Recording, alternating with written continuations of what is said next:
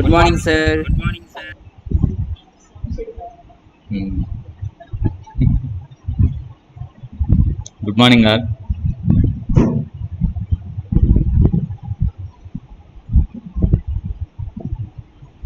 సార్కి పెట్టాను నిజాను సార్కి చూసుకున్నట్లే Good morning, sir. స్టార్ట్ చేస్తారు రండి మేడం.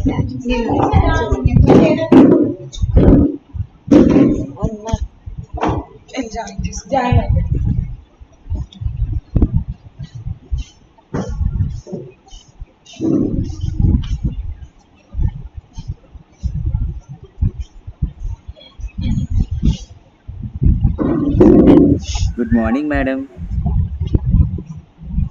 నేను చెప్పం. గుడ్ మార్నింగ్ చెప్పం.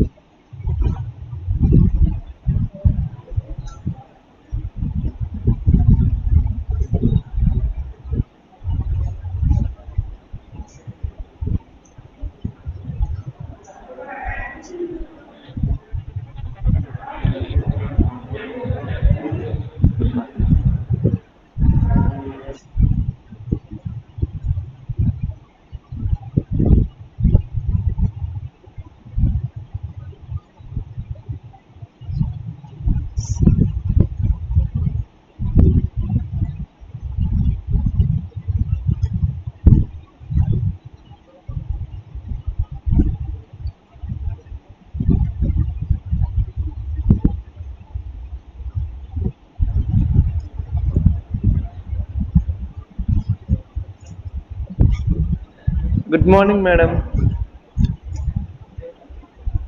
Good morning sir.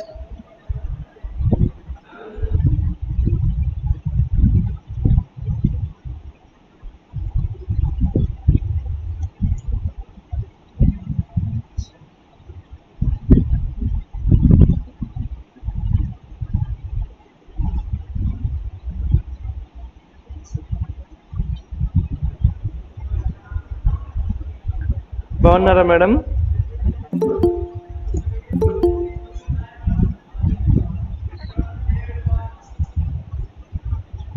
బాగున్నాను sir. I'm fine.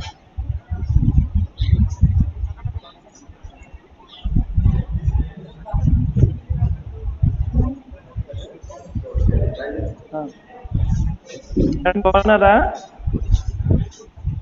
Okay okay fine okay. రండి మమ్మీ. Good morning. ఇప్పుడు మీకే ఫోన్ చేస్తున్నాను. ఒకసారి అందరినీ జాయిన్ అవ్వమని ఇమీడియట్ మెసేజ్ పెట్టాను. అందరికి ఫోన్ చేయండి.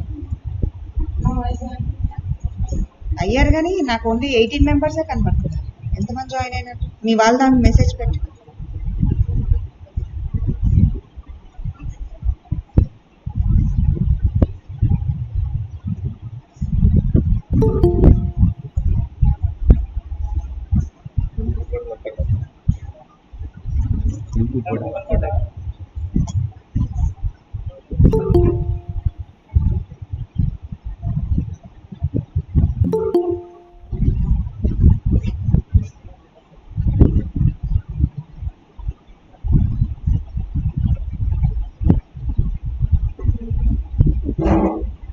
నీకు నచ్చింది. నేను చేయలేదు. ఆ పైది నీది, కిందది నాది. పెరుగు ఉంది, కొంచెం సాల్ట్ ఎక్కువ వేసి. మళ్ళీ మా అమ్మ డైలాగ్, ఫోన్ లేవే శాంతికి సరిపోతుంది లేవే నవ్వుకున్నాను.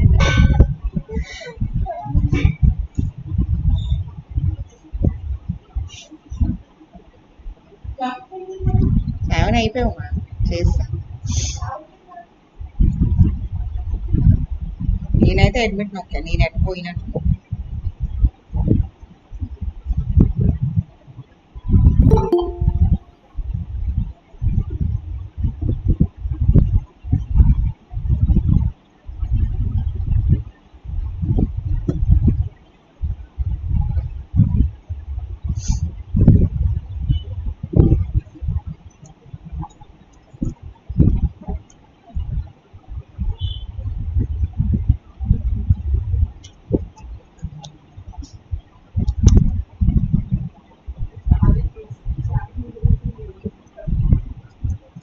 పెరుగు పెట్టుకో.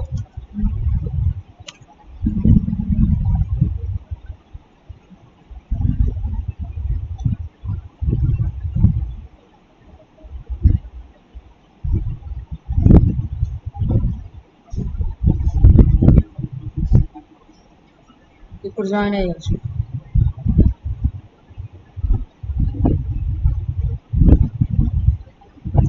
నేను అడ్మిట్ కొడుతున్నాను సార్.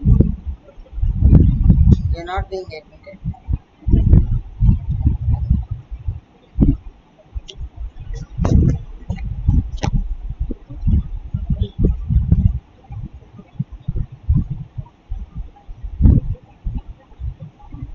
You're offline. మళ్ళా ప్రాబ్లమ్స్.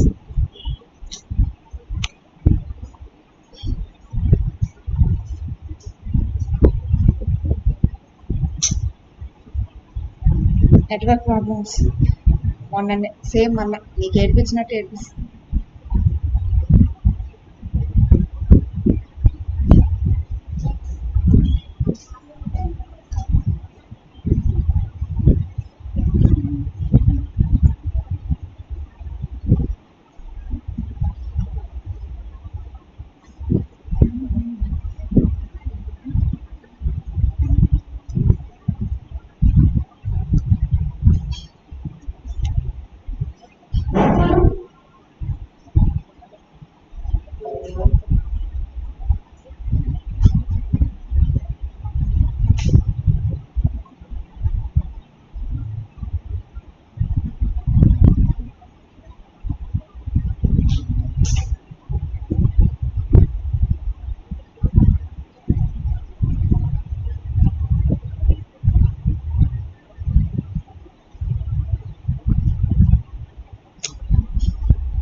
అలా ప్రాబ్లం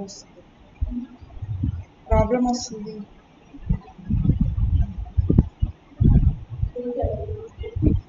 వస్తాయి.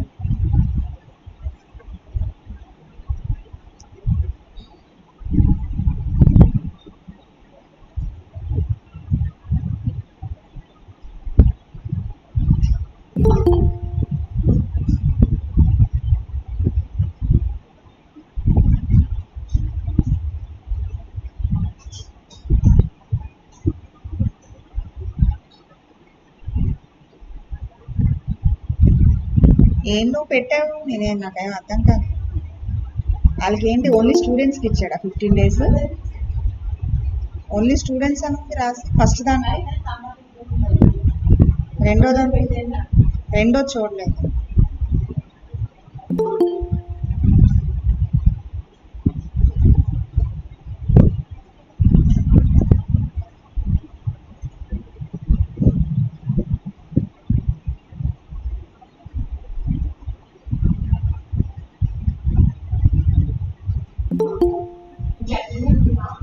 ఈరోజు లీవ్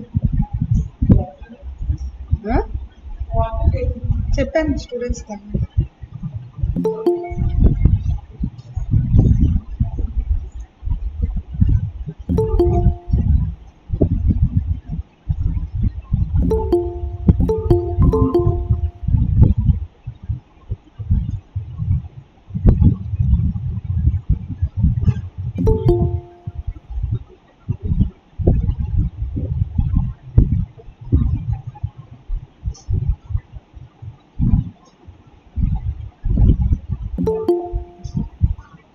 days ఇచ్చాడు. 15th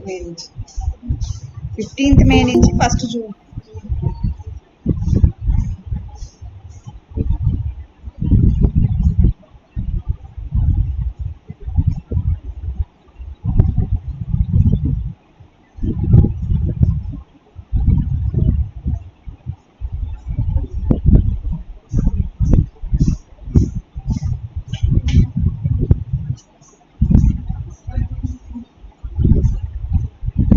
మళ్ళా నెట్ ప్రాబ్లం వస్తుంది. ఒకటి ఇందులో స్ట్రీమ్ అవ్వట్లేదు, రెండోది మధ్యలో ఇప్పుడు 2 సార్లు రీకనెక్ట్ అయ్యాం, పోయి వచ్చాం. ఇది ఎవరు సారా సార్ ఎవరో ప్రజెంట్ చేస్తారు. EMI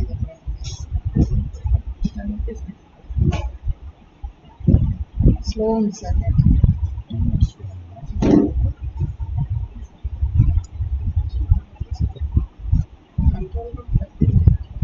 super.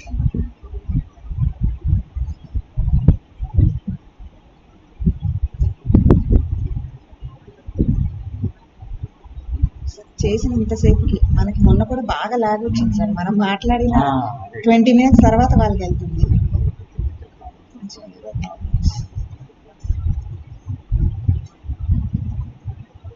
స్లో అవుతుంది సార్, అవుతుంది.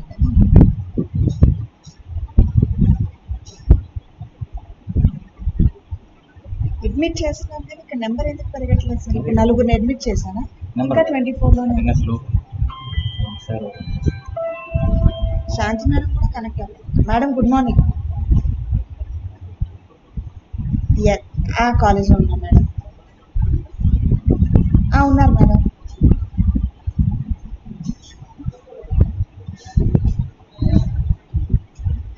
Very nice, congratulations madam. Oh very very nice. అయిపోయింది అందరిది. ఈరోజు అనురాధ మేడంది లంచ్ అనుకుంటా, అదే viva. Very nice madam, very nice. Okay madam.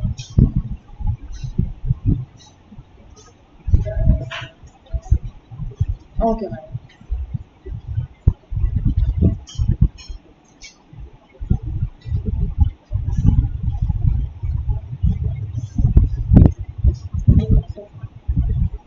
అవును మేడం. ఓకే. ఫోన్లో పని అయ్యి. Very nice, very nice, congratulations madam. అవును ఉంటుంది మేడం, ఆ టెన్షన్ ఉంటుంది. Very nice. Okay madam.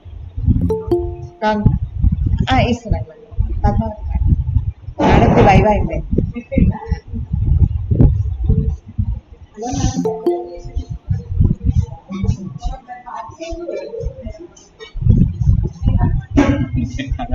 మీ దాంట్లో అవుతుంది, ఇక్కడ అవ్వట్లేదు సార్. అదే చూడండి నాకు ఇక్కడ. నాది నేను క్లోజ్ చేస్తాను, నాది క్లోజ్ చేస్తాను, కంప్లీట్ చేశాను. కానీ ఇది స్లోగా ఉంది సార్ సిస్టమ్.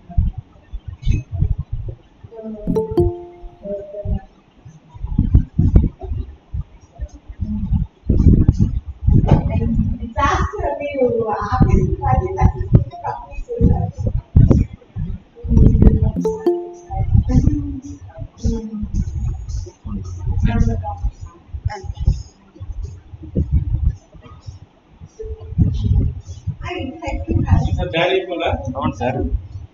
స్టార్ట్ అవ్వాలా? మీరు కండక్ట్ చేసి హలో మేడం గారు. సార్ చెప్పండి సార్. హలో సార్ చెప్పండి sir.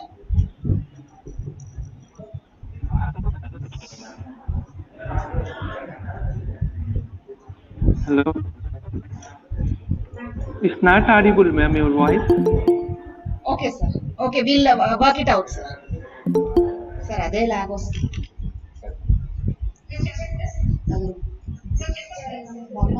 Voice not audible, ma'am. Your voice not audible. వాళ్ళది వచ్చేసింది sir. Mic. Okay, ma'am. Check your mic once.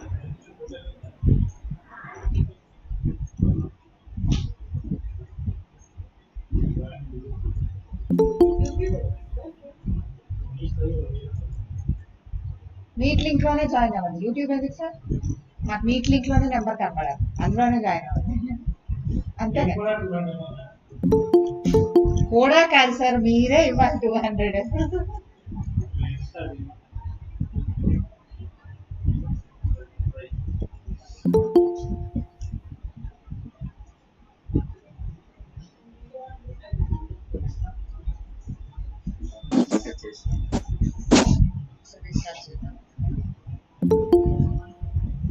Research చేశాను.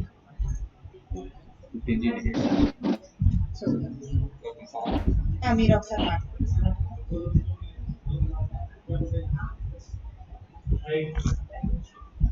శాంతి, మీ పిల్లలు నా ఫోన్ అంటే అందులో బ్రోషర్ చూడండి. తర్వాత మీ పిల్లలకి ఫోన్ చేసి జాయిన్ అవ్వమని. ఓన్లీ 40 మెంబర్స్ అయ్యారు సార్. అయినట్టున్నా GDCM అని ఒకటి వచ్చింది సార్.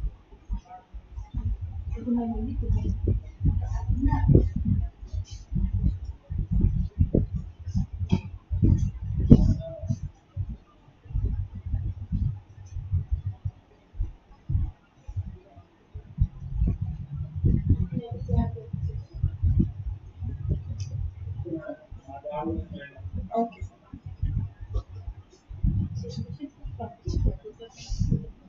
లేదు నిన్న హడావిడి పంపిద్దాంలే ఏమో గ్యాప్ లేదు కానీ అడిగాడా ఏంటి మళ్ళా నిన్న నాకు బేసిక్గా సార్ కనబడలేదు కనబడితే మీకు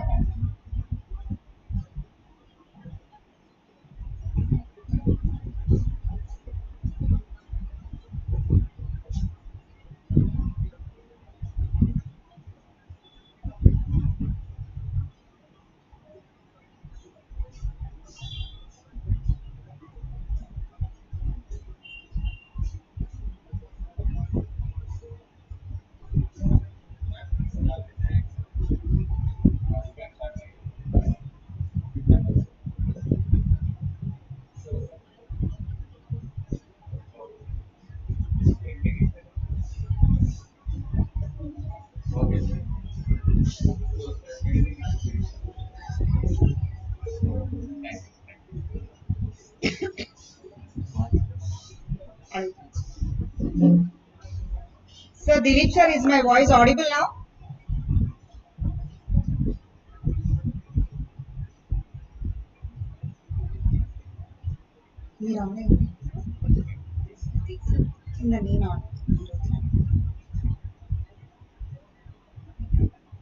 తరుణ్ నా వాయిస్ వినబడుతుందా మీకు?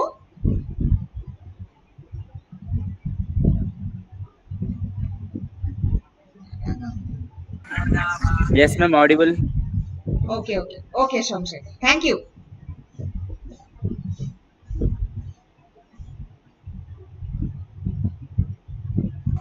Ma'am, audible, Madam, ma'am. sir, వినబడుతుంది వాయిస్ వినబడుతుంది. It's audible, ma'am. Audible. Okay, fine, ma'am. Fine. Sir, I am talking now. Is it audible now?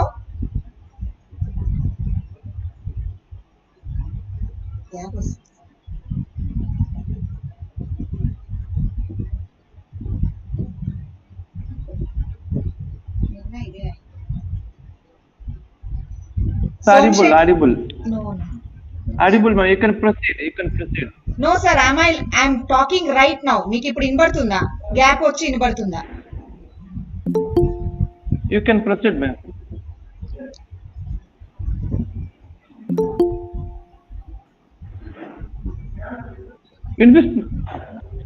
ఇప్పుడు వినిపిస్తుంది మేడం.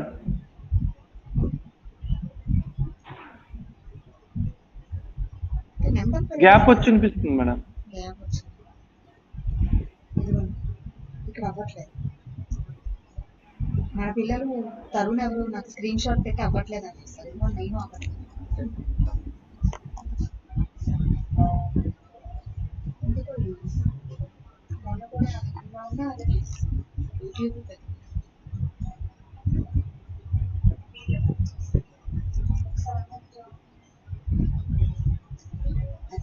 జ్యోతి కింద మాట్లాడేది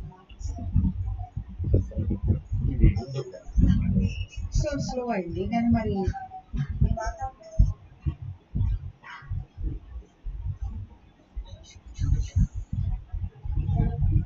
వాళ్ళది బాగానే వస్తుంది సార్.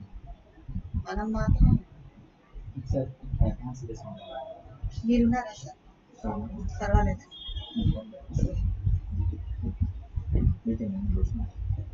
ఇది కూడా చూడండి.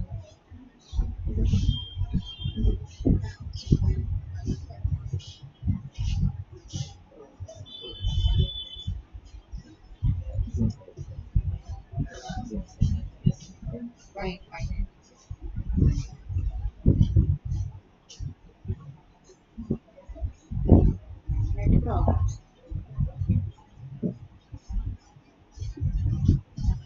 ఇందులో కనెక్టెడ్ అయినా చూపిస్తాను. ఎందుకు నిన్న మొన్న చాలా ఇక్కడేమో కనెక్టెడ్ ఉంటుంది. వాయిస్ అనేది మనకు కనపడట్లేదు.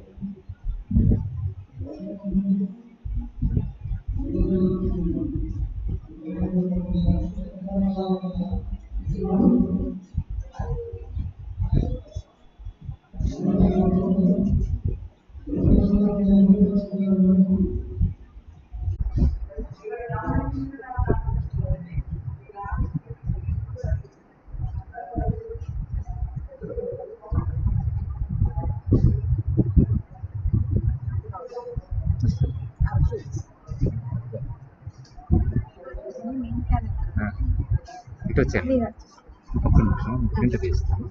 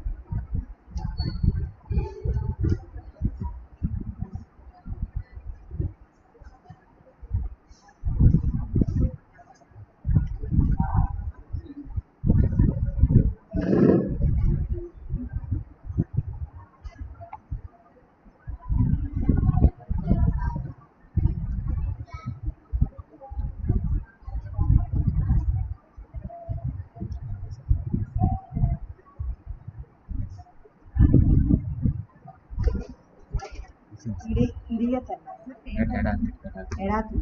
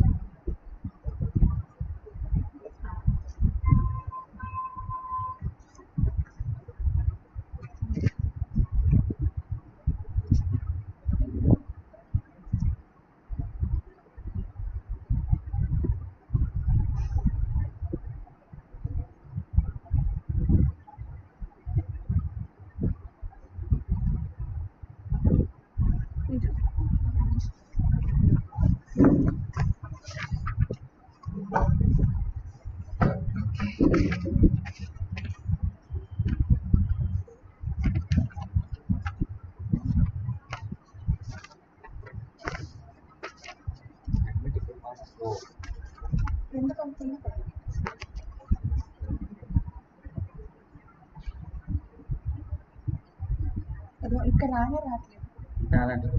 అదే మీ దాంట్లో వస్తుంది అంటారు voice.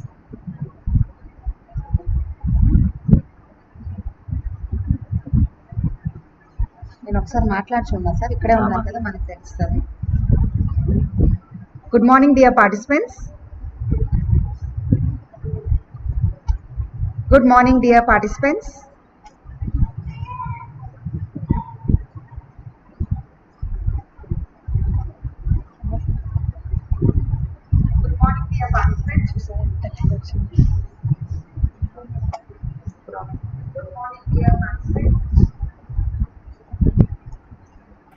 Very good morning, ma'am.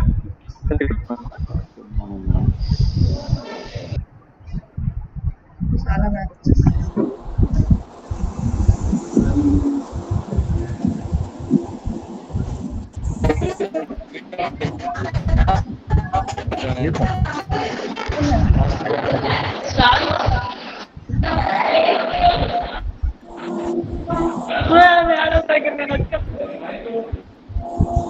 Sweta, please mute yourself, ma.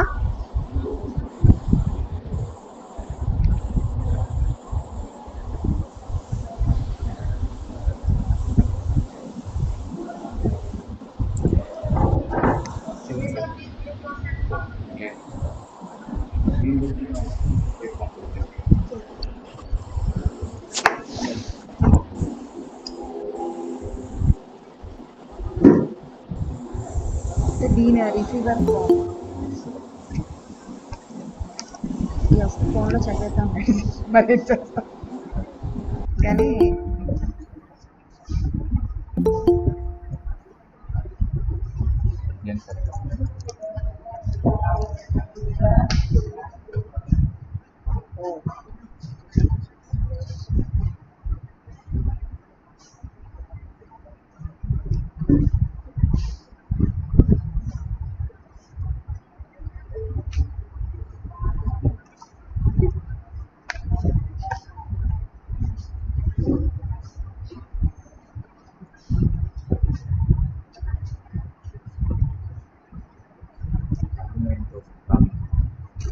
లేదు ఆఫ్లైన్ అయితే చక్కగా అయ్యయ్యో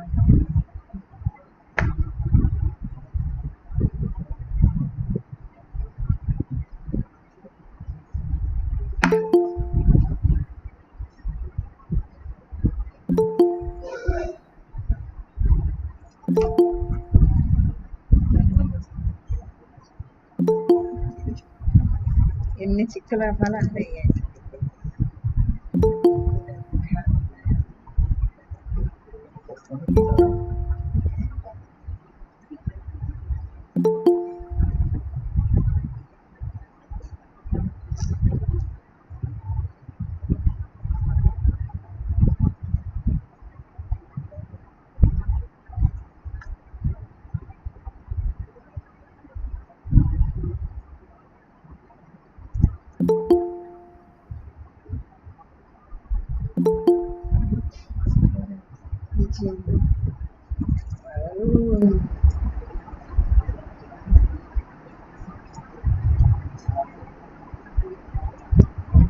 Sir, good morning, sir. Vijay, sir.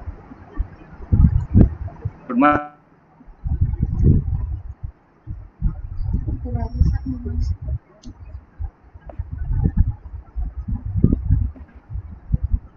Hello.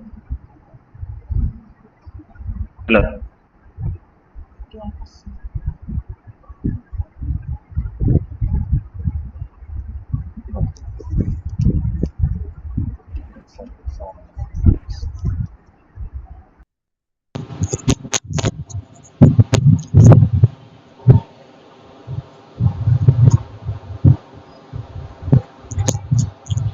So good morning, Vijayan sir.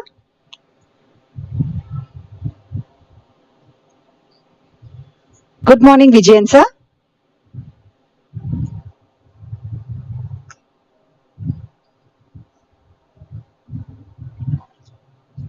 Good morning, Vijayan sir. Good morning, Vijayan sir.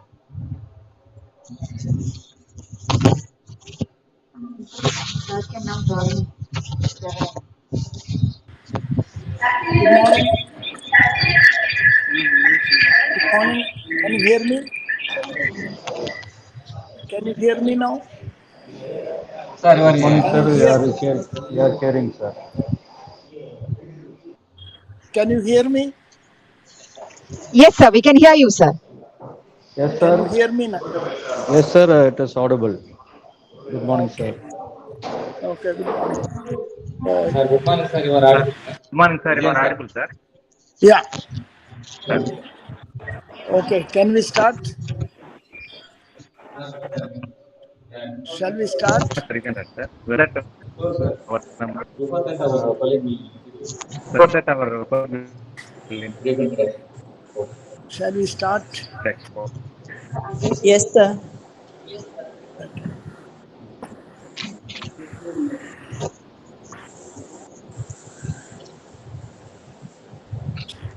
So good morning. Okay. I'm Dr. R. Harita sir, colleague of Pradeep sir. And we welcome you, sir, to this international webinar on scope and advances in interdisciplinary sciences that has been sponsored by Department of Biotechnology, DBT, New Delhi. Thank you, sir. And before dear participants, we are starting our first session. And before starting the session, I would like to give a brief introduction of our resource person today, Professor Edithil Vijayan. Is currently the President of Society for Biotechnologists of India, SBTI, ICMR UGC Emeritus Medical Scientist, Visiting Professor in Biotechnology, CUSAT, Kochi, 2006 to 2015, superannuated as Dean, School of Life Sciences and Head, Department of Biochemistry and Molecular Biology, Pondicherry Central University, 1988 to 2006, Professor and Reader in the School of Life Sciences, Hyderabad, Central University, 1978 to 1988. Ford Foundation Postdoctoral Fellow, Southwestern Medical School at Dallas, Texas, 1974 to 1978.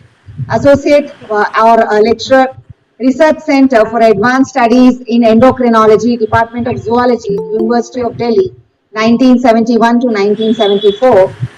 And Sir has obtained his PhD in zoology from Banaras Hindu University in 71. And sir was born and had schooling in Kerala. Sir, it's a privilege to have you with us.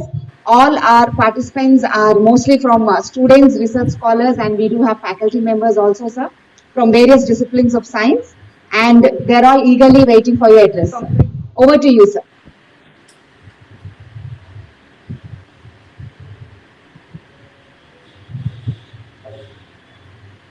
Sir, you can now start your lecture, sir. Vijayan, sir.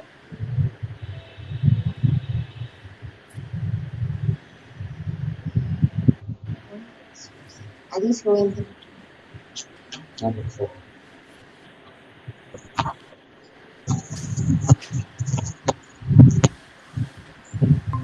Sir, Vijayan, sir.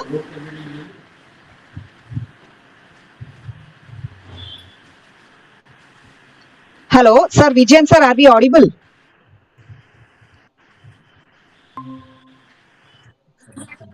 Yes. Can you hear me? Yes, sir, we can hear you, sir. Hello. Yes. Yeah. I can hear you, but break in sound.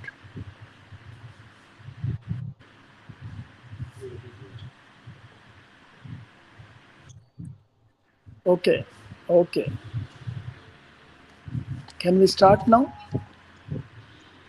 Yeah. Yes, sir, we can start, sir. Shall I start? Shall I start? Sir, in the okay.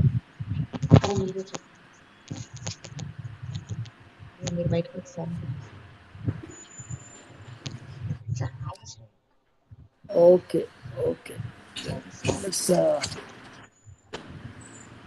Okay. You can hear me, okay? About 2.8 liters of water daily per every kilogram of MF, even at a relative humidity as low as 20%, similar to those of deserts. Now, the composition of this MFO should take the technology less expensive, increasing amount of water collected, and to different requirements of different areas around the world. Now, a startup called Zero Mass Water has begun selling solar-based system which can produce 2 to 5 liters of water per day. Now, this water can be stored into a larger or bigger reservoir, and then you can subsequently add calcium or magnesium that will make the water taste. Now, over the past year, this system has been in place in several dry, arid regions of United States and the Asian countries, and increasingly available. And the current interest is how to reduce this. The manufacturer is manufacturing the containers. That is what you hold the container and go out and stand out, showing in a tumbler you can collect pure drinking water. Come up with tourism travel management, and at the same time in the how you come up with a history with the biotechnology. I don't know. So maybe these are the various discussions held before introducing the NEP 2020. So I really have chosen this interdisciplinary activity as international. Seen that various resource persons from various countries are participating and they're delivering the lectures. So I wish all the deliberations will go in a very smooth manner. It is useful to the participants, faculty, and in future many more such kind of activities this college should organize. And I wish and I congratulate all the organizers for making the success, especially the president of this webinar, Dr. Sureka, and the other IQAC team, and also RJD is with us, RJD Rajamandri. I don't know much about this biotechnology, but only because I am from the mathematics background, so I link all mathematics with all sciences, because the mathematics is queen of all sciences. So basing on that principle only we stand. So I appreciate, and I once again congratulate all the organizers, and I wish all the deliberations and proceedings of this webinar will go in smooth manner and useful manner. Thank you very much for giving this opportunity. Thank you so much. You were inspired by our leaders who had addressed you in the inaugural session. We would now like to go ahead with our next session, wherein we have our resource person, Dr. Bandari Shyam Kumar sir. Sir has joined us, and even sir was there in the inaugural session. Welcome, sir. So before we go actually into the session, I would like to give a brief introduction of sir. So Dr. Bandari Shyam sir is presently the senior scientist, Department of Pathology, University of Alabama at Birmingham, USA. And he did his postdoctoral research fellow in the Department of Pathology, University of Alabama, Birmingham, USA from 2015 to 2018. And he did his PhD from 2011 to 14 in the Institute for Physiological Chemistry and Pathobiochemistry, University of Manchester, Germany. And from 2009 to 2011, sir was as the project at UBA Postdoctoral Research Day, and he got selected as a session chair for Gordon Research Seminars at proteoglycans at Proctor Academy, USA, New Hampshire. So these were just several of the few achievements sir had received, and to his credit, he has more than 20 research publications in several international and national journals, and also has given his presentations in several workshops and seminars. His research interests include cancer biology, that is tumor immunology, cancer stem cells and drug resistance, glycobiology, developmental biology, drug delivery using exosomes, cancer diagnostic markers, and small molecule inhibitors testing in preclinical animal models. So with this brief introduction, I request Shyam Bandari sir to please take over the session and give his address. Over to you, sir.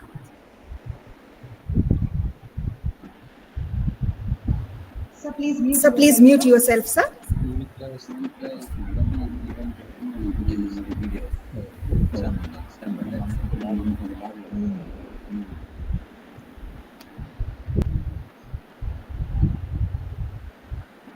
Yeah, can you hear me now? Yes. Yes, sir. You're loud and clear. Yeah. Thank you very much, seminar series.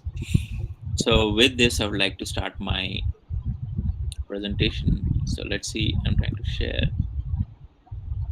Can you all see my screen? No, sir. Okay. Just a minute.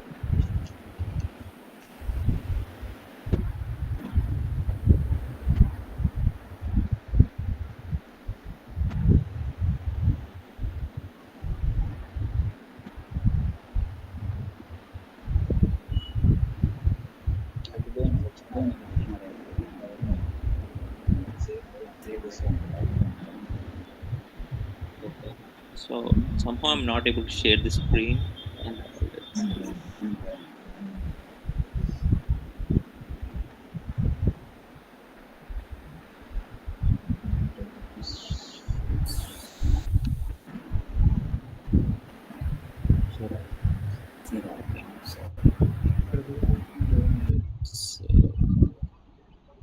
Yes.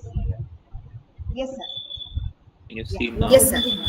Yeah, you're present. Around like 100 nanometer to 1 micron. So the extracellular vesicles that I'll be talking about, they are in the range of 30 to 100 nanometer in diameter. So these are very, very small. So these are almost equal to the size of the viruses. So I'm going to talk about how this, in terms of cancer research, and how this extracellular vesicles will play a role in zooms. So how does it look like? It look like this, exactly like this. So this has a lipid bilayer membrane, as you can see here, and inside this, it is packed with a microRNA, long non-coding RNAs, lipids, vesicles are all packed with all the information in it. తర్వాతవన్నీ తెచ్చి How పెట్టారు the అది cell ఉల్టా చేయాలి package కదా all its information into okay this ఒక్కసారి ఒకటి extracellular vesicles. ఏంటి మీ madam So whatever the cell want to convey, whatever the message the cell wanted to convey, so it loads all that information into this extracellular vesicles, and then it releases into the body fluids like blood. So once it is released into the body fluid, so the blood is everywhere, right? So it can reach to the other cell part. I mean, it can reach to the other body parts. So this is how the communication occurs via the extracellular vesicles. So basically, extracellular vesicles are acting as a communicator, as a mediators actually. So they are acting as a mediator to convey the message from one cell to the other cell. So this is how the extracellular vesicles work. So as you can see here, so this is an example how exactly these extracellular vesicles will communicate. So this is a producing cell. So this cell is making the exosomes or extracellular vesicles. So as you can see, and these are released. So once these are released, so this is a recipient cell.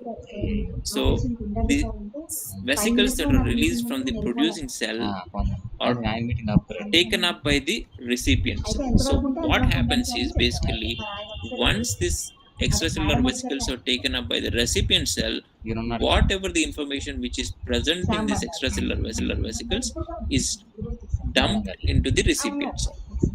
So when it happens, so all the information, all the genetic information, such as whatever the DNA was present, whatever the RNA was present, whatever the proteins were present, whatever the lipids were present, all that is kind of delivered to the recipient cells.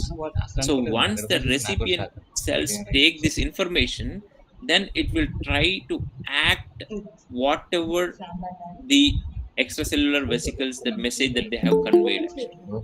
So it becomes like the producing cell. So whatever the information that is released by this producing cell is taken up by this cell, and it kind of acts like the producing cell. So whatever the information is kind of relayed, so it basically uses that, and it will start kind of behaving.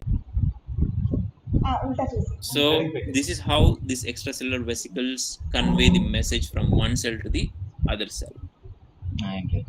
So this is how exactly the extracellular vesicle look when you look in with the microscope actually. If you look with the scanning electron microscopy or tanning electron microscopy, so this is how exactly the extracellular vesicles look like. They look like a cup shaped vesicles actually. And so if you look at this, so this is the image that I have taken. So this red are packed into these extracellular vesicles, and they are released outside. So that was the thought when they were discovered. But during the course of time, so when they started working on these extracellular vesicles, they have realized that these are not the junk vesicles. They have something, these are like kind of a gold mine. So they have some genetic information packed in that, so that are produced from the producing cell, and that genetic information is conveyed to the recipient cell via these extracellular vesicles. So during the course of this time, from 1983 to 2022, so the narrative of extracellular vesicles is completely changed. Once upon a time, they were thought to be as a junk bodies or garbage bags. But now scientists have realized that these are not the garbage bags. So they have all the genetic informations which is kind of packed inside this single particle, and it is kind of it is now so this it is now kind of, if you look at the current research trends and all, so now it is acting as a next big thing. So this can be used as a vehicle to deliver the drugs to the cells, or this can be used for treating the cancer. So this is how the narrative has been changed over the years. So how do you isolate these extracellular vesicles? So there are different kind of methods like you can use for isolating extracellular vesicles. So most of the people, I mean, they use the ultracentrifugation. So ultracentrifugation is a method to isolate these extracellular vesicles. So you might have studied in your degree courses so about the centrifugation. So what it does is basically when you kind of load this a tube which is resistant to the centrifugal force with the liquid and centrifuge it for the long period of time. So whatever the small particles which are present in that solution will sediment at the bottom actually. So this, as I have mentioned earlier, so these extracellular vesicles are very tiny particles with the very high centrifugal force. So they will sediment at the bottom of the tube. So that is how you isolate these extracellular vesicles. And so you can purify these extracellular vesicles, as I have mentioned earlier. So these extracellular vesicles are released into the body fluids such as blood and urine. So if you want to isolate the extracellular vesicles from this blood or urine, so what you have to do is basically, so this blood has a lot of other things present along with these extracellular vesicles. So in order to purify explicitly extracellular vesicles, so you have to do density gradient centrifugation using sucrose solution, or there are some other methods where you can explicitly isolate the extracellular vesicles from the body fluids. And how do you characterize the extracellular vesicles? So once you have isolated the extracellular vesicles from the body fluids, so you can characterize it via using the microscope. So as you can see, this is how the extracellular vesicles look under the microscope. And this is the machine which is used to kind of count how many number of extracellular vesicles are present in the solution or present in the blood. So this is, as you can see here, all these glittering particles. So these are very tiny invisible particles, but when you look through this instrument, so you will kind of visualize these extracellular vesicles as these tiny glittering particles. So this is the size of the extracellular vesicles, around 95 nanometer in diameter. And these are the markers. So what are markers basically? So let's say to give a best example, so everyone has a name, right? So this is the name or surname. So that is how you identify, okay, this is this person and this is that person. That is how you differentiate between the two or many different people, right? So in order to differentiate these extracellular vesicles, how do you know the things that you have isolated from the blood or extracellular vesicles? So in order to know that, so these are the markers that people use, like flotillin, clathrin, and CD63. If these markers are present, then you can say these are extracellular vesicles or exosomes. If they are not present, then you say these are not the extracellular vesicles. These might be some other germ bodies or apoptotic bodies. So what is the use of extracellular vesicles? So like in current time of research, so what's the use of these extracellular vesicles? So first thing is they can be used as a diagnostic markers. Let's say, for example, so if a person, the cancer is a very progressive disease. So within few months, it can reach from, like, it can start at the very early stage, and within few months, so it will lead to the very advanced stage. So it progresses very fast, right? So it is very quick. So how do you know whether the cancer is kind of progressing or not, right? So normally what physicians do is, what they does is basically they will kind of do a biopsy of the tumor, right? So let's say if X person has a liver cancer, so in order to confirm that, what the doctor has to do is basically they have to do the biopsy. What's the meaning of biopsy? Biopsy means, so basically he has to kind of cut the small portion of the liver where the cancer is present, and then he has to confirm in the laboratory settings that whether this cancer is metastatic cancer or not. Metastatic in the sense which can progress or not. So there are two types of cancer, which is, one is like non-metastatic and the other one is One is like benign cancer, so which doesn't spread, and the metastatic cancer spreads to other parts of the body. So to confirm that, what this physicians does is basically they'll do the biopsy of the tumor, and they do some kind of stainings in laboratory settings, and then they'll confirm whether the tumor what they are seeing is a metastatic tumor or the benign tumor. But for doing that, so they have to do a surgery, right? So to get the biopsy, they have to do the surgery. But with these extracellular vesicles, you don't have to do any biopsy to confirm the tumor. So what you have to do is basically, as I have mentioned, so these extracellular vesicles are released into the body fluids such as blood or urine. So instead of doing the biopsy, now what doctors can do is basically they can take the patient blood and then isolate the extracellular vesicles, and they can look for the markers, cancer specific markers. So what are cancer specific markers? So each cancer cell will have a specific markers, like a specific identification things, actually, like as I have mentioned, every one of us has a surname, right? So that is how we distinguish between two different people. So in the same way, in order to differentiate from the normal cell and the cancer cell, so the cancer cells start expressing the different kind of proteins. And I have mentioned earlier, so these proteins are packed in these extracellular vesicles and they are released into the body fluids.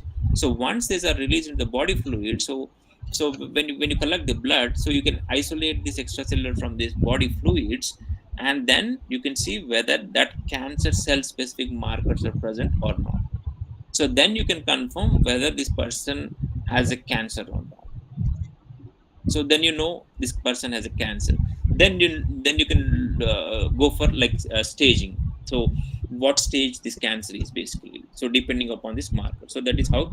So what this extracellular vesicle does is basically, so it, instead of doing a surgery, so directly from the blood you can know whether the particular person has a cancer or not.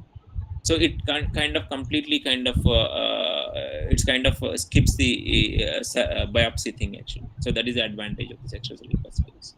And second thing is, it can be used as a prognostic marker. So prognostic in the sense, so if you wanted to know whether a certain therapy is working or not. So let's take an example. So whenever a patient is diagnosed with the cancer, so what doctors does is, so once they have identified where exactly the tumor is present, so they'll go for the first kind of therapy is chemotherapy.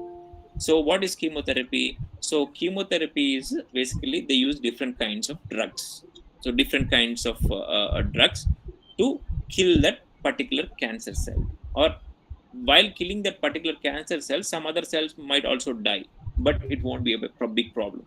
So during that process, so if the physician wanted to know whether that therapy is working or not, so what he has to do, basically, once after the chemotherapy is done, so they have to call the patient for PET scan imaging. So what they do is basically they'll inject a dye into the patient and they'll do an imaging to see whether this cancer is gone or not. So but this is all like a time consuming process. Instead of that, so you can isolate the extracellular vesicles, you can collect the blood from the patient, and then you can isolate the extracellular vesicles, and same you can look for the cancer markers. If cancer specific markers are present, so nowadays people are also using the nano vesicles. So these are like kind of a particular cancer cell.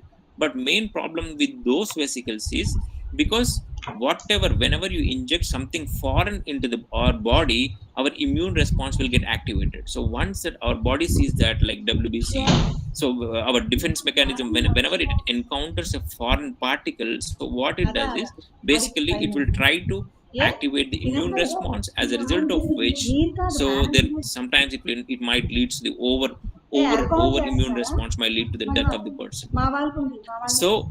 So those kind of nano vesicles have that kind of issues. But with these extracellular vesicles, when you use these cells as a drug delivery vehicles, so that problem can be avoided. Why? Because these are the vesicles that are secreted from our cells in the body, right? So our body recognizes these vesicles as a self. So it doesn't recognize it as a foreign particle. It recognizes it as a self particle. So it doesn't kind of activate these extracellular vesicles and trying to make the vaccines out of it as well. But what he did was he isolated these extracellular vesicles from this lemon, and then he wanted to know whether these extracellular vesicles can be used for treating the gastric cancer, like stomach cancers. So for that, what he did was he chose the mouse model. So this is basically so how exactly this this kind of work occurs is basically, so whenever you wanted to test something, you will choose the mouse as the animal model, as a preclinical animal model. So directly you cannot go into the animals, right? So that's why you choose the animals as a model to test your drug of interest or a treatment of interest. So this is the skid mice. So the skid mice, in the sense, this doesn't have any immune activating system. So this is basically whatever you inject into these mice, it won't have any immune response, because that's how these mice are kind of generated. I mean, that's how this kind of mouse are prepared. So they don't have any immune activating system actually.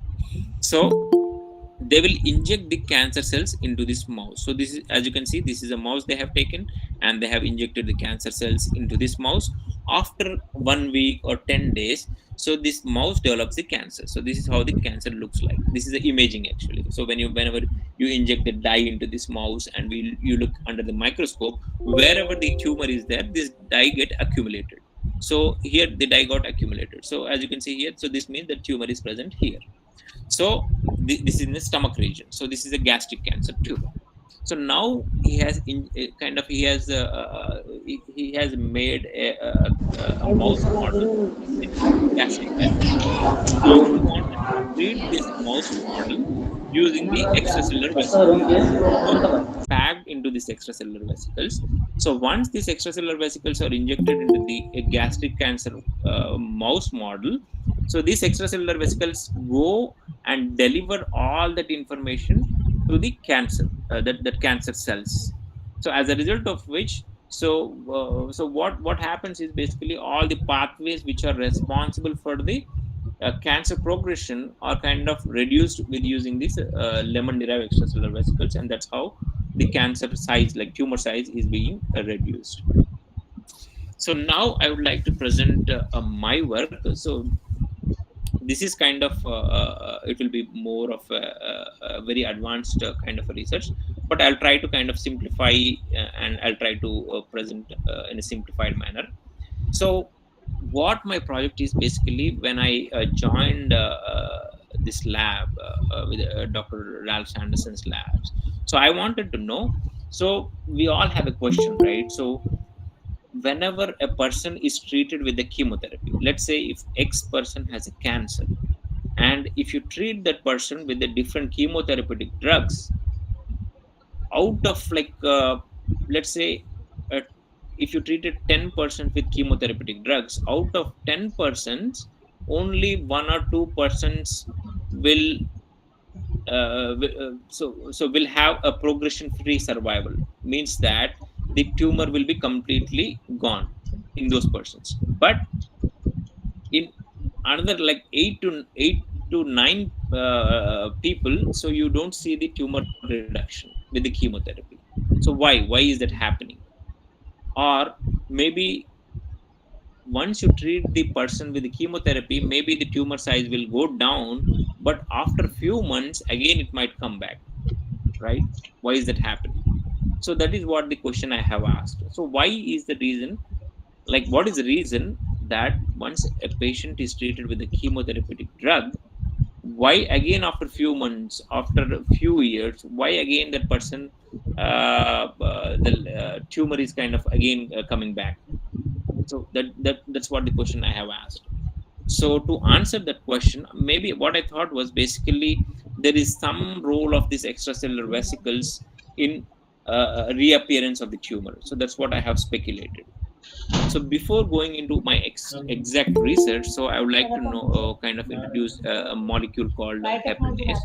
So our lab worked on this molecule, and our lab worked on multiple myeloma. Basically, it's kind of a bone and blood cancer. So that's what we work on, and we work on this specific molecule called as heparinase. So what heparinase does is basically it cleaves the extracellular matrix. So what is extracellular matrix? Basically, every cell, between every cell there is a space, right?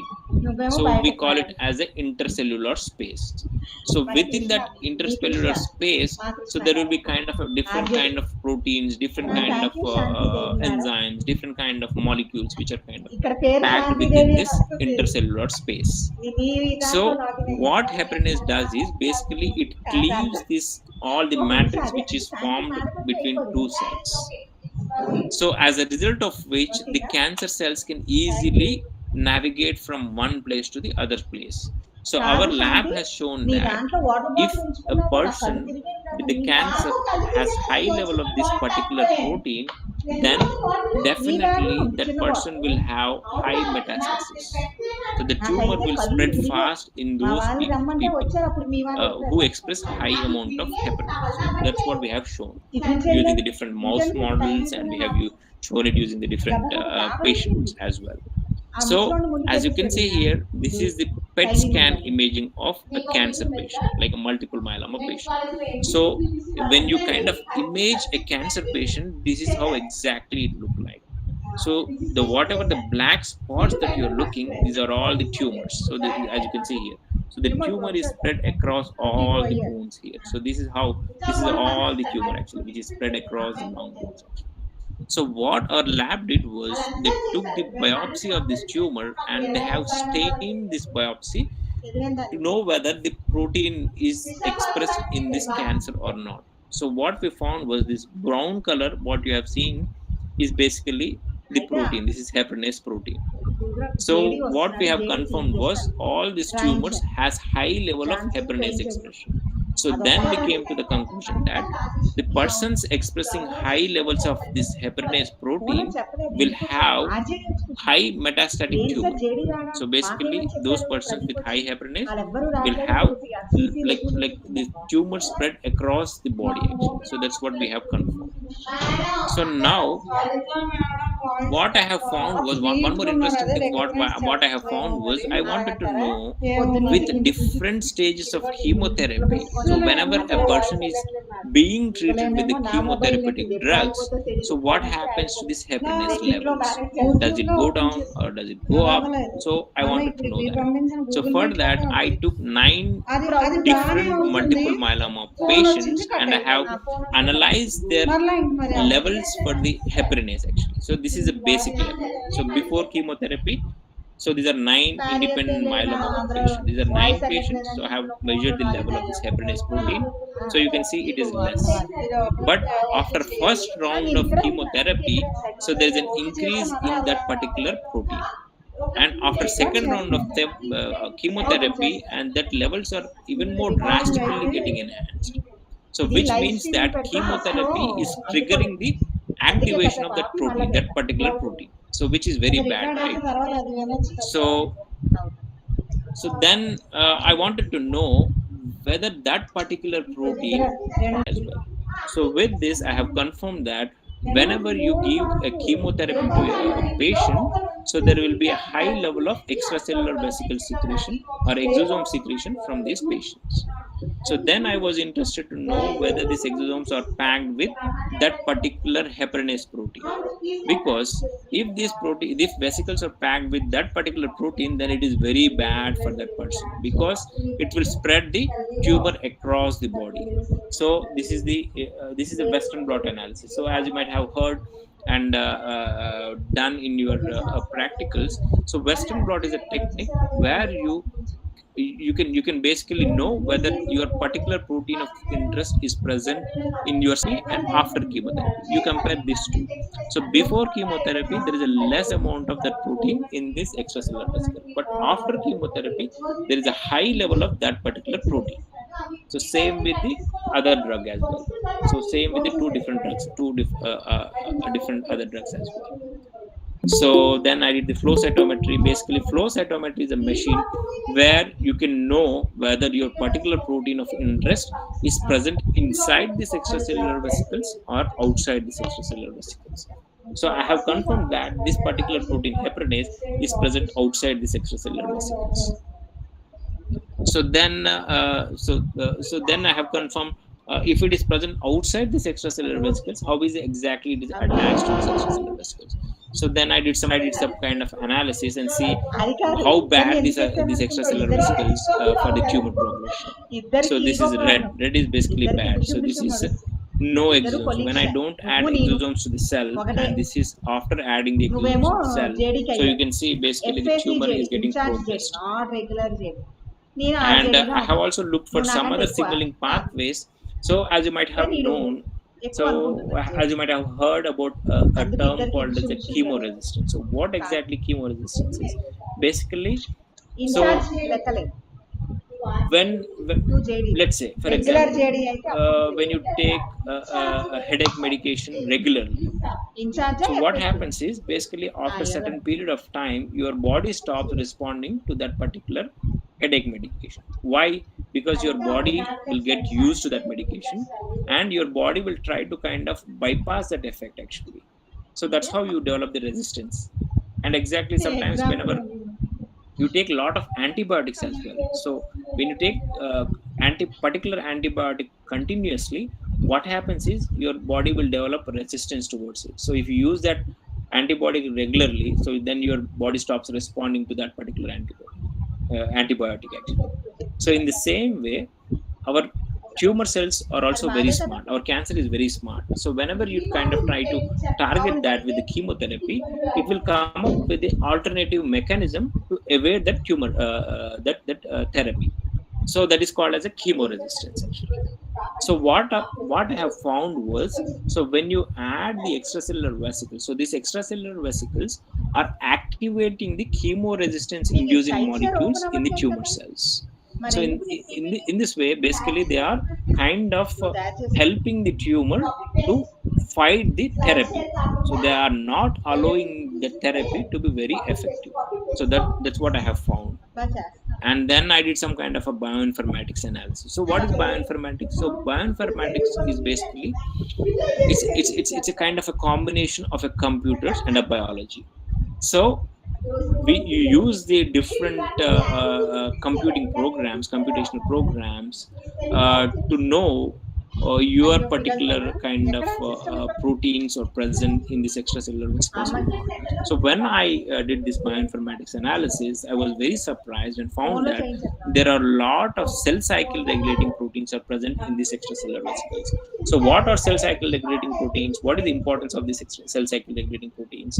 So basically, these cell cycle regulating proteins helps in cell proliferation. That means cell dividing. So what is the base of the cancer? What is the main crux of the cancer? So cancer is uncontrolled cell division, right? So basically these extracellular vesicles are packed with the information that is necessary for the cell division. So when these extracellular vesicles are taken up by the cancer cells, it kinds of fuels this cancer cell for the cell division, and it is responsible for the tumor growth and tumor division and tumor spread. So that is what I have found in my research. And so this is not dated. And then I also wanted to know whether these extracellular vesicles are taken up by the macrophages or not. So what are macrophages? So macrophages are basically a defense cells actually. So whenever there is a kind of infection in your body, so these macrophages will try to find that kind of infection. So I wanted to know what is the effect of these extracellular vesicles or exosomes on these macrophages. So what I found was these extracellular vesicles are also educating these macrophages, to support the tumor growth. So they are kind of educating this. So they are kind of helping these macrophages for the tumor growth. So that is one of the interesting factors that what I have found. And then further I wanted to know, as you all know, So basically, the spreading of the tumor is one of the main bad cause. I mean, so once the tumor starts spreading, so there is no way you can stop the tumor spread. That is called as the metastasis. So it is very tough to counter that tumor metastasis. So what I found was, so these extracellular vesicles are helping the tumor cells to spread from one part of the body to the other part of the body. So this is what the essay I have did. I don't want to go into the details, so it will be very complicated. But the main theme of this slide is basically these extracellular vesicles are helping the tumor cells to spread from one part of our body to the other part of the body. So by doing so, it's kind of spreading the tumor across your body. So with this, I would like to conclude my talk and say that, so what I found was, so basically, whenever you give a chemotherapy to a person, a person with a cancer, so what happens is basically these cancer cells start making all the extracellular vesicles, and these extracellular vesicles are packaged with the cancer cell information. So whatever the cancer cell information that cell had, basically it is kind of packaging. Like whenever you give the chemotherapy, the cell will start dying, right? So the main aim of chemotherapy is basically it will kill the cancer cells.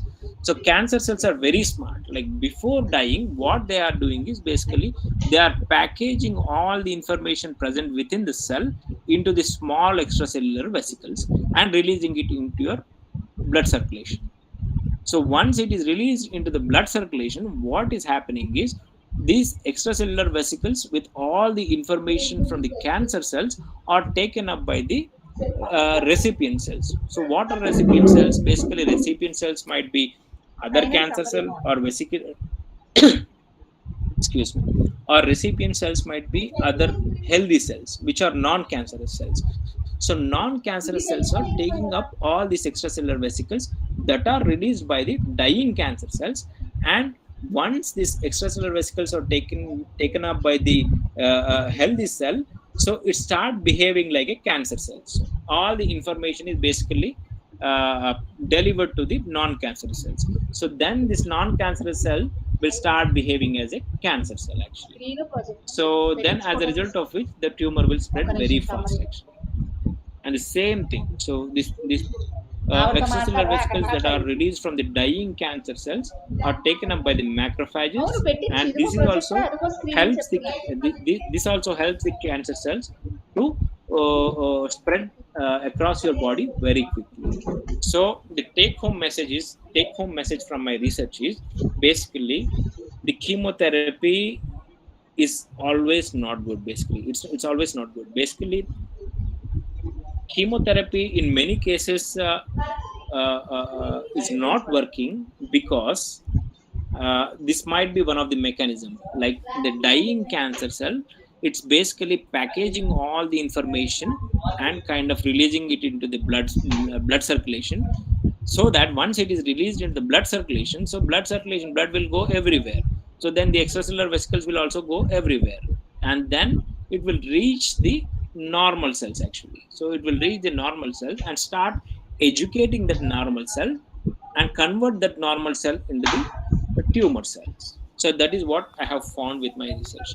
So this is the first study which have shown that there is a unknown negative side effect of chemotherapy, that whenever you give a chemotherapy to the person, maybe that person's cancer cells are releasing the extracellular vesicles that are educating the non-tumor cells to become a tumor cells. That's why after few months of chemotherapy, again the tumor is coming exosomes with the non-tumor cells, so that the tumors cannot be can't spread very fast. So that is what I'm.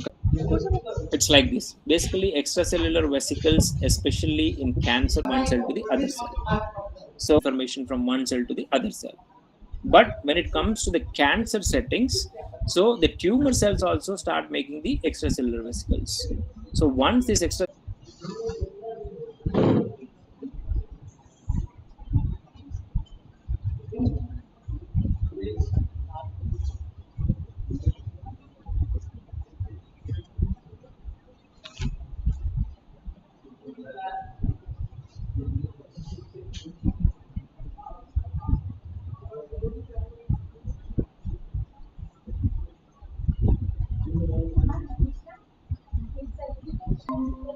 what our let's say our forefathers, grandfathers, and everyone, what they do is basically, so they'll give whenever kind of before dying or something, so they'll prepare a kind of a will saying that okay, this property will go to this person, this property will go to this person, right?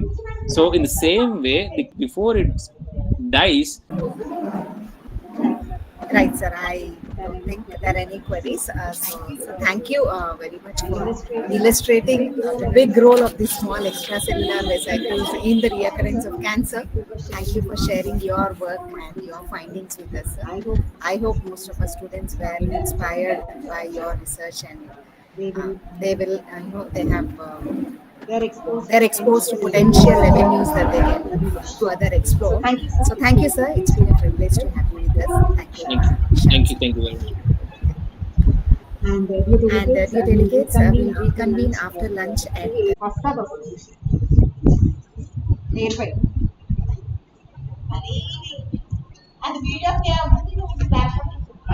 ఈ video అక్కడ play అవుతుంది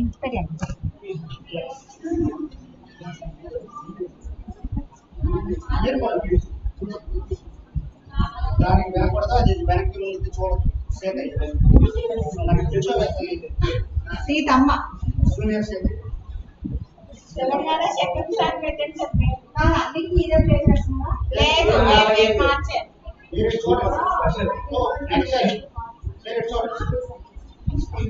నీవు అట్టే చూసి వాళ్ళు చెప్తున్నాను కదా, పళ్ళు కనపడ్డాయి కనపడచ్చు.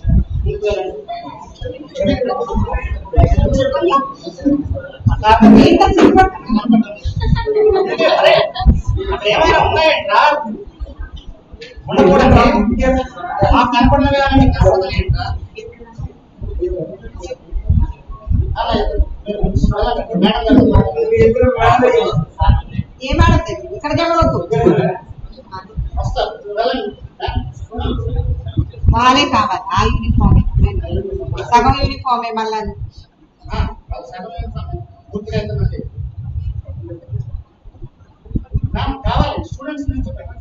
ఎందుకు నించున్నారు? ఒకటి నించున్నట్టు తీయండి, ఇంకోటి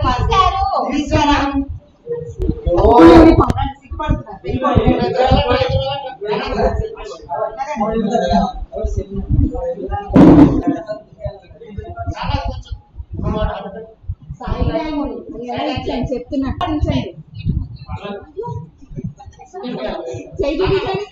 ఇద్దరు చేతులు చూపిస్తారా?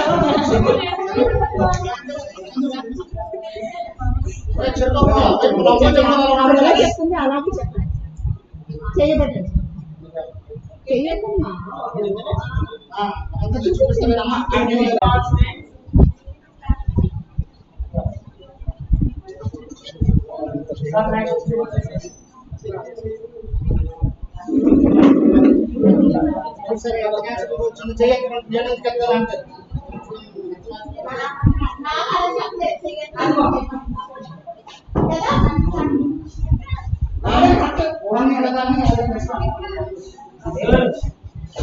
నెక్స్ట్ డిపార్ట్మెంట్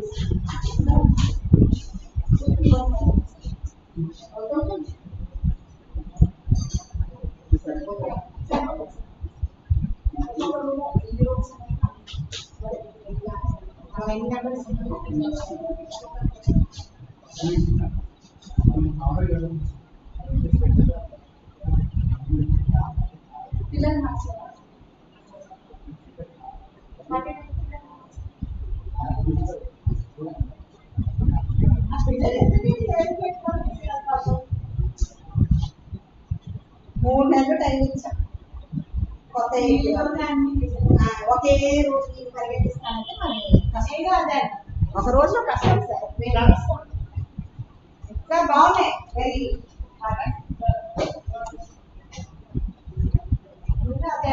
ఒక్క రోజులో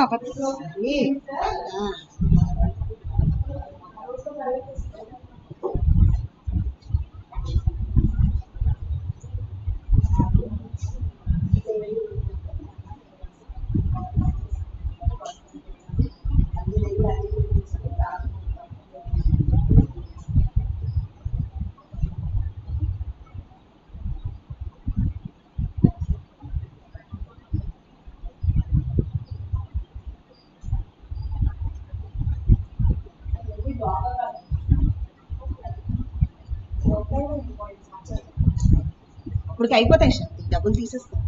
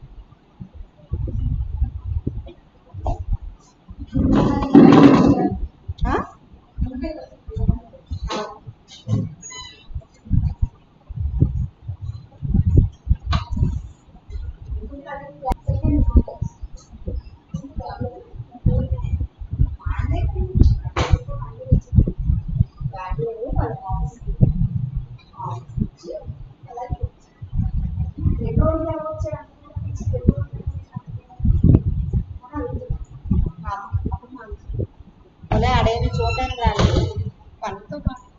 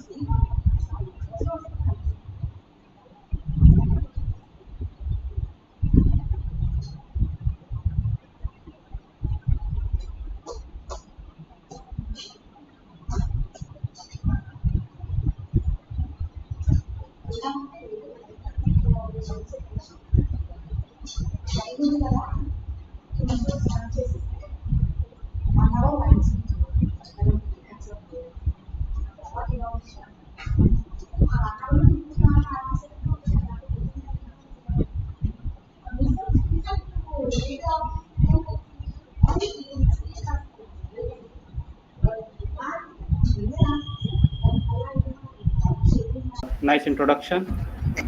So, my screen is visible to you. Yes, sir. Is my screen visible? Yes, sir. Your screen is visible. Yes, sir. It is. Okay, then Yes, it's sir. good to It go. is visible. Yes. Oh yes. Yes. Hello all. So myself, Ravindra Deshpande, as I introduced nicely by Shanti Devi Garu. So I will go ahead and present my work. It's about role of link RNAs in cancer. I understand that most of the audience here is undergrad and postgrad students. So I'm not going to bombard with experimental data.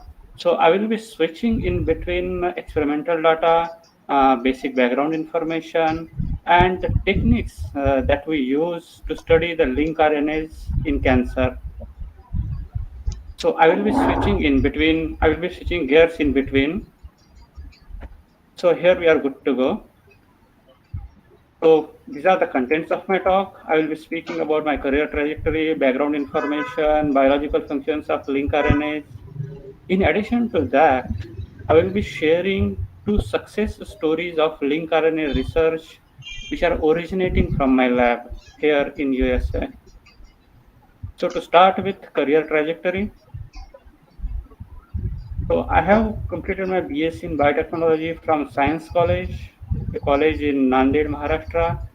After completing my BSc in Biotechnology, then I moved to pursue my MSc in the same discipline, Biotechnology, in Swami Ramananda Tirth, Marathwada University, Nanded. So while I was studying my MSc in Biotechnology, I have applied to the summer training program in CCMB. So where I meet Pradeep, so one of the faculty here. So we happened to meet here in CCMB Hyderabad during 2009. It's been a while. So after completing my MSc, while start of my MSc, actually I have started preparing for all the competitive exams, the CSIR, DBT, and all GATE exams. So in my first attempt, actually I have qualified the CSIR and DBT exams, and after getting my fellowship, I have started with my PhD in biotechnology at University of Hyderabad. So after completing my PhD, then I have joined as a postdoc at Wake Forest School of Medicine at Department of Cancer Biology in USA. So this was about my career trajectory. So for those who are like undergrad, so you guys better go ahead and prepare well to secure your MSc at decent place. And after all, if you're interested in research, if your interest remains, so better in start of MSc itself, it's a valuable time to go ahead and prepare for all competitive exams to secure your career in research. So let's go started with it. Now, role of link RNAs in cancer. So before getting started, let's see what are link RNAs are. So link RNAs are actually size which are greater than Sir, 2000 excuse me, base sir. pair. Yes. Sir, your slides are not changing. You still are in the title slide. It's not changing? Yes. Now we got it. Yes. Okay. Second. This slide was visible, right? So the title slide is visible, but we are not able to see the other slides. Now? No, sir. We're still in the title, the role of link RNAs in cancer. Yeah, now we can see. Yes. Yes, sir. Yes. Now it is visible. Now it is visible? Yes. Is it visible now? Yes, sir. Is it changing? We can see the trajectory slide. Okay. Yes. So right now I'm working as a postdoc here at Wake Forest School of Medicine. So now get started with link RNAs. So before we go ahead, let's see a kind of background information. What are link RNAs or long non-coding RNAs are? Basically, these are size which is greater than 200 base pairs, and these are viewed as a predictors of metastasis and survival in cancer. They represent an excellent biomarker. Just to give an example of that, EDAMT S9 antisense, that is AS2, that is downregulated in DCIS, and that is reported in 2019 in molecular Ravindra, sorry for the interruption. Slides are not moving. Ravindra. Link RNAs are also served as hallmarks of cancer. For Ravindra? example, they are like have a role in evading growth suppressors. They induce angiogenesis, activating invasion and metastasis. Slides are not moving. I see. Yes, I'm like, you are audible to me. Yes. Yes, sir. Yeah, now we can see the link RNAs in cancer. But actually, I have given some animation effect. Actually, I guess these are having some trouble in viewing. Yeah, might be because of that animation effect, we are not able to see the slide change. So whenever you are selecting a particular slide, we are able to see that, but when you are talking and you are changing, we are not able to see the slides change. Now we are currently looking at the link RNAs in cancer slide. Okay.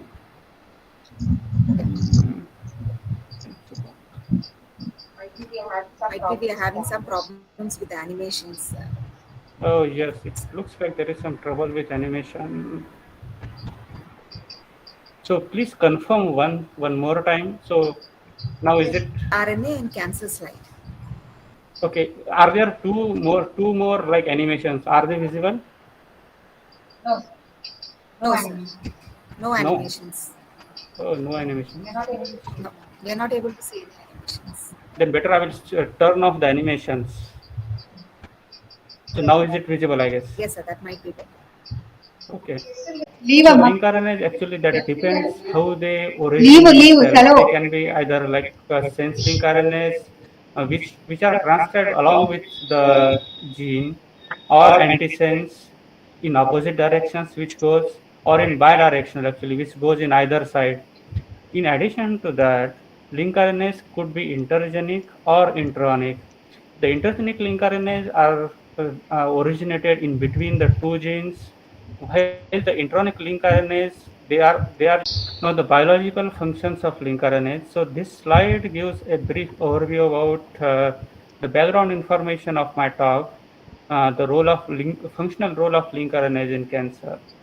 So the link RNAs have multiple roles, like they have role in cellular proliferation, imparting drug resistance, in cell cycle arrest, and in invasion and metastasis. So we are going to see one by one the functional aspects of link RNAs. Result of accumulated gene mutations, which leads to the deregulated cellular proliferation. And cell cycle, basically, if we see, is regulated by cyclin-dependent kinases, which activates in a phase-specific manner. Now, the downward cartoon, it shows the three main checkpoints that are involved in regulation of cell cycle. The G2 checkpoint, and in G2 checkpoint, cells generally check for the cell size and DNA replication. There is a metaphasic checkpoint which checks for the chromosome and spindle arrangement. And in addition to that, there is a G1 checkpoint. And G1 is the most important checkpoint because it checks for nutrients, growth factors, and DNA damage. Now, in case if there are no adequate nutrients, or if there is some threat to cells, they go in G0 or in a resting phase transition. We see how cells are arrested in this particular phase. Now, when it comes to the cell cycle, the most important role upregulated in cells, so it upregulates the P21 protein. And when P21 protein is there, along with the P27 protein, it halts the cell cycle of progression from G1 to S phase through this retinoblastoma protein and the E2F transcripted, and it impacts the downstream signaling effect. So, for example, this cartoon shows the role of P21 protein in cell cycle arrest in conjunction with wild type and mutant P53. For example, when there is a wild type P53, it upregulates the P21 protein, and which results in cell cycle arrest. So, in addition to that, when there is a wild type P53, so there is it suppresses the Bax and Puma proteins actually, which suppresses the apoptosis. When there is a mutant P53, So when there is a mutated P53, it upregulates the c-MYC protein, which has a role in oncogenesis. Now, in connection with that, what link RNAs does in this picture? So link RNAs are like given to play an important role in regulating the P53 related gene expression. For example, link RNA P21.